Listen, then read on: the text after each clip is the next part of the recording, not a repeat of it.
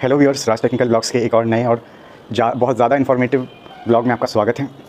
जैसा कि आप वीडियो में देख रहे हैं कि एक साइट पर हूं मैं अभी, जहां पे क्लाइंट ने अपनी खिड़की के ग्रिल्स बनवाए हैं लोहे के, ब्लैक स्मिथ से, लोहार से। तो चलिए कुछ सेफ्टी पॉइंट्स के बारे में मैं डिस्कस कर देता हूँ, आपको बता देता हूँ कि लोहे के ग्रिल लोहार से बनवाते समय आपको क्या क्या चीज़ें ध्यान में रखनी चाहिए और कौन सी बात कस्टमर को ध्यान में रखनी चाहिए अपना ग्रिल लोहार से बनवाते टाइम। तो चलिए इस वीडियो को स्टार्ट कर लेते हैं।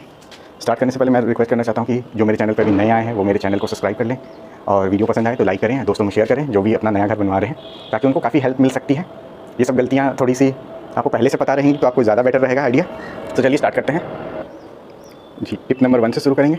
फर्स्ट पॉइंट जो आपको ग्रिल बनवाते समय लोहे का हमेशा ध्यान में रखना चाहिए कि आपका जो लोहा का जो ग्रिल है, यानी खिड़की की जो लोहे की जो ग्रिल है, वो ओवर साइज़ नहीं होनी चाहिए, ना ओवर वेट होनी चाहिए, ना वो बहुत ज़्यादा बड़ा होना चाहिए, ना बहुत ज़्यादा छोटा। मैं इसलिए कह रहा हूँ कि आपको एक एग्जांपल दिखाता हूँ। ये हमारे जो क्लाइंट हैं, उन्होंने ग्रिल जो बनवाया है, खिड़की का जो ग्रिल है लोहे का, उसकी जो लंबाई आप देख रहे हैं, ये 8 फीट 8 इंच की लंबाई है। इस ग्रिल की लंबाई 8 फीट 8 इंच है और चौड़ाई 6 फीट है। लेकिन इनके यहाँ पे प्रॉब्लम क्या हो रहा है कि इनको सेकंड, थर्ड और फोर्थ फ्लोर पर ये ग्रिल इंस्टॉल करवाना है। तो लोहार ने तो घर पर इनका ग्रिल बनवा के भेज दिया है, लेकिन इनका जो चौताल है, स्टेयर केस की जिसको लैंडिंग कहते हैं, अब मैं इसको चौताल आपको दिखा देता हूँ कि कहाँ पर ये चौताल है। ये देखिए, ये चौताल है इनका, जिसको इंग्लिश में स्टेयर केस की लैंडिंग कहते हैं। ये लैंडिंग की जो लंबाई है ये इनकी 7 फीट 8 इंच की है और चौड़ाई मात्र 4 फीट 5 इंच की है। तो अब प्रॉब्लम क्या हो रहा है कि लोहार बना के ग्राउंड फ्लोर पे रख के चले गए हैं और इनका जो ग्रिल का जो लंबाई है वो 8 फीट 8 इंच का है, चौड़ाई 6 फीट का है। तो अब सीढ़ी के पास से ग्रिल को मोड़ के ऊपर सेकंड, थर्ड और फोर्थ फ्लोर पे ले जाने में बहुत परेशानी हो रही है, क्योंकि ग्रिल लोहे का होने की वजह से काफ़ी भारी है और इसको इस स्टेयर केस, इस सीढ़ी के चौताल से ऐसे मुड़ा के छत के ऊपर ले जाना काफ़ी मुश्किल है सेकंड, थर्ड और फ्लोर फोर्थ पे। तो आप जब भी इस तरह का लोहे का ग्रिल ऑर्डर करें तो पॉइंट ये है, पॉइंट नंबर 1 है कि आपको अपने चौताल के साइज़ से ठीक हाफ साइज़ का ग्रिल बनवाना है, ताकि चौताल पर ये ग्रिल को लेबर मिस्त्री से ऊपर पहुंचाते समय आपको इस ग्रिल को मोड़ने में कोई परेशानी ना हो। अब हमारे कस्टमर को मोड़ने में काफ़ी परेशानी आ रही है इस ग्रिल को, तो उनको 4 लेबर अलग से हायर करना पड़ रहा है, जो कि छत के आगे से बड़े बड़े रस्सियों और पुल्ली के द्वारा ये ग्रिल को खींच के सेकंड, थर्ड और फोर्थ फ्लोर पर ले जाएंगे, क्योंकि सीढ़ी के रास्ते ये लाना बिल्कुल इम्पॉसिबल है, क्योंकि इनका ग्रिल का जो साइज़ है वो 8 फीट 8 इंच का है और चौड़ाई 6 फीट की है, और चौताल जो है इनका 7 फीट 8 इंच लंबा है और 4 फीट 5 इंच ही चौड़ा है।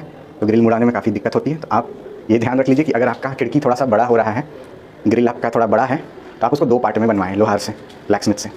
आधा आधा करके 2 पार्ट में बनवा लें, ताकि सीढ़ी के चौताल से इस ग्रिल को मुड़ा के ऊपर तक पहुँचाने में कोई दिक्कत ना आए।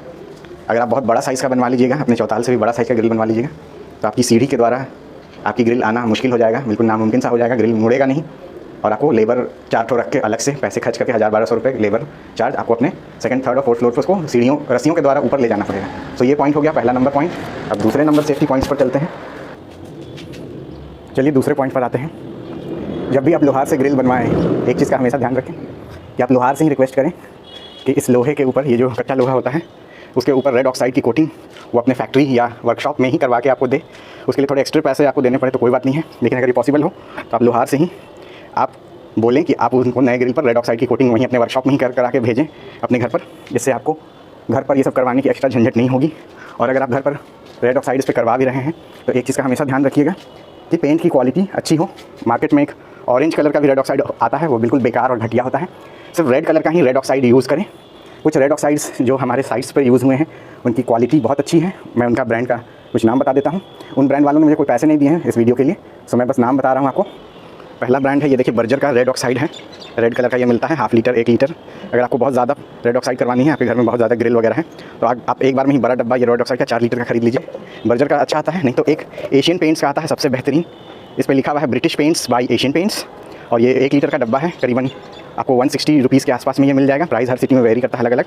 British paints by Asian paints, आप इसको यूज़ कर सकते हैं। रेड ऑक्साइड ये बहुत बढ़िया फिनिश देता है और 160 to 180 रुपीज़ में ये वेरी करेगा साइज़ 1 लीटर का।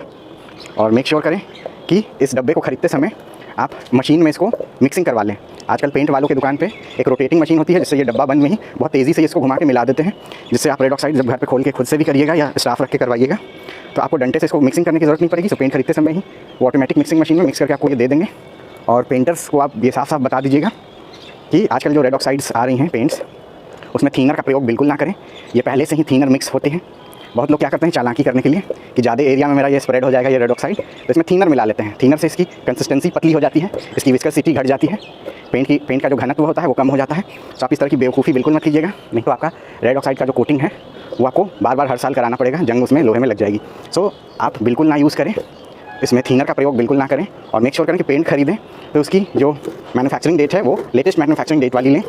पुरानी पेंट की डब्बी ना ले लें, बहुत बार इसके अंदर पेंट बेस में नीचे जमा हुआ होता है और वो आपको बढ़िया परफॉर्मेंस नहीं देगा, और उसी केस में पेंटर्स को थिनर इसमें मिलाना पड़ता है मजबूरी में, जिससे पेंट की आपकी क्वालिटी और परफॉर्मेंस ख़राब होती है। तीसरे पॉइंट पर चलते हैं। तीसरे पॉइंट पर चलने से पहले मैं आपसे रिक्वेस्ट करना चाहता हूँ कि आपको मेरा अगर ये चैनल पसंद आ रहा है, इन्फॉर्मेटिव लग रहा है, तो ज़्यादा से ज़्यादा करके आप मेरे चैनल राज टेक्निकल ब्लॉग्स को लाइक करें, शेयर करें, सब्सक्राइब करें। चलिए तीसरे पॉइंट पर चलते हैं। तीसरा पॉइंट है हमारा, जब भी आप ब्लैक स्मिथ लोहार से ग्रिल बनवा रहे हैं अपनी घर के खिड़कियों के लिए, तो हमेशा इस तरह का सिंपलिस्टिक डिज़ाइन बनाएं, बहुत ही सिंपल सा डिज़ाइन बनवाएं, ज़्यादा नक्काशी वाला डिज़ाइन ना बनवाएं। सिंपल डिज़ाइन बनवाइएगा तो ये आपका कम लोहा में भी बन जाएगा और ग्रिल को कहीं भी एक जगह से दूसरी जगह उठाने रखने में भी आपको हल्का महसूस होगा, भारी नहीं होगा। और जब आप इस ग्रिल के पैसे लोहार को देंगे तो बहुत बार लोहार चालाकी से आपको बहुत डीप गहरे गहरे डिज़ाइन वाले ग्रिल्स दिखा देते हैं फ़ोटो में, वैसा ग्रिल आप ना बनवाएं। उस ग्रिल को बनवाने का ये प्रॉब्लम आता है कि आपको उसको साफ़ सफाई करने में भी बाद में दिक्कत आती है, प्लस जो बंदे आप रखते हैं पेंट करने के लिए, वो नक्काशी वाले डिज़ाइन में पेंट वगैरह भी अच्छे से नहीं हो पाता है और उसकी मेंटेनेंस काफ़ी महंगी होती है। बाद में लगा तो आप लीजिएगा, लेकिन उसमें धूल मिट्टी जम जाएगी उसके डिज़ाइंस में, और साफ़ सुथरा करने में भी प्रॉब्लम है। और प्लस वो डिज़ाइन बूंदा का बना हुआ रहता है, प्योर लोहा का नहीं रहता है, बूंदे की डिज़ाइन होती है जो कि चोर हथौड़ी से मार के आपका तोड़ भी सकते हैं। इसलिए प्योर लोहे का ही बनवाइएगा, बूंदे का ना बनवाएं, प्योर लोहे का बनवाइएगा। इस तरह का सिंपल डिज़ाइन होगा, तो जब आप ग्रिल के पैसे लोहार को देंगे तो हल्का हल्का ग्रिल होगा, तो आपका वजन के हिसाब से आपकी ग्रिल भी सस्ती पड़ेगी आपको। बहुत ज़्यादा भारी बल्कि over size over dimensional grills बनवाने का कोई फ़ायदा नहीं है। अगर आप सेकंड, थर्ड और फोर्थ फ्लोर के लिए ग्रिल बनवा रहे हैं तो हल्का ग्रिल ही बनवाएं, इस तरह का जो आपको वीडियो में सैंपल दिखा रहा हूँ, और मिनिमलिस्टिक डिज़ाइन रखने का कोशिश करें, ज़्यादा उसमें नक्काशी वगैरह वाला डिज़ाइन ना बनवाएं। इससे आपकी ग्रिल क्या होगी, लास्ट में जब आप लोहार के पास जाएंगे इसको वजन करके इसको अपने घर पर लाने के लिए, तो आपका वजन भी बहुत इस ग्रिल का ज़्यादा हो जाएगा और एक ही ग्रिल के आपको बहुत ज़्यादा पैसे लोहार को देने पड़ जाएंगे, और इसको सीढ़ी के चौताल पे चढ़ाना उतारना घुमाना भी एक डिफ़िकल्ट टास्क हो जाएगा। ये तीसरा पॉइंट था। चौथा पॉइंट पर हम चलते हैं। चौथा पॉइंट आप ये देख लें ध्यान से, जब भी आप ग्रिल बनवाएं तो ग्रिल का जो ये क्लैंप बनवाते हैं जो दीवार में माउंट होता है, ये कलम्पू भी इसको कहते हैं, लोहे का कब्जा, ये जो आप माउंट करवाएं ये छोटा माउंट करवाएं, बहुत ज़्यादा बड़ा बड़ा ना करवा लें। और मेक श्योर करें कि अगर खिड़की मान लीजिए इस तरह के विंडो में लग रही है, इस तरह के जहाँ पर पिलर आ रहा है आपका और यहाँ पर दीवार है, यहीं पर मान लीजिए आपको ग्रिल लगाना है, तो ग्रिल लगाने में बहुत सारे लोग गलती ये करते हैं कि पिलर को ही कटवा लेते हैं और उसी में ये क्लैंप अंदर ठोक के या घुसा के अंदर फिट करवा लेते हैं। उससे क्या होता है, ये बने बनाए बढ़िया पिलर जो होते हैं वो अपनी मजबूती खो देते हैं। सो पिलर में कटिंग करा के आप क्लैंपू ना जाम करवाएं। क्लैंपू जाम करवाने के लिए आप यहाँ पे 5 इंच का ईंटा लगवा लें, उस ईंटे में ही क्लैंपू के लिए घाट कटवा लें और ग्रिल को इंस्टॉल कराएं। कभी भी पिलर को छेड़छाड़ ना करें, पिलर में खोदा खादी छेनी हथौड़ी से ना करवाएं, इससे घर के पिलर्स की आपकी मजबूती कम हो जाएगी, पिलर्स कमज़ोर हो जाएंगे। अगर ग्रिल में आप क्लैंपू डायरेक्ट यहाँ फिट करवा लीजिएगा तो 5 इंच का ईंटा लगवा लें, उस ईंटे को ही कटिंग करके उसी में ही इस क्लैंप को अंदर में फिट करके इंस्टॉल करवा लें और उसी हिसाब से साइज़ नापें और लोहार को बताएं। और बीच बीच में लोहार के वर्कशॉप पर आप जाके इंस्पेक्ट करें कि जो काम आपने वो बोला है वही कर रहे हैं कि उससे डिफरेंट कर रहे हैं। सो ये वीडियो आपको कैसा लगा, इन्फॉर्मेटिव लगा कि नहीं, मुझे कमेंट डाउन में लिखें। और इसी तरह के वीडियो को देखने के लिए मेरे चैनल राज टेक्निकल ब्लॉग्स को आप ज़्यादा से ज़्यादा सब्सक्राइब करें। वीडियो पसंद आए तो लाइक करें और कुछ आप सुझाव देना चाहते हैं तो कमेंट करें और इसी तरह की ब्लॉग्स आते रहेंगे। तब तक के लिए धन्यवाद।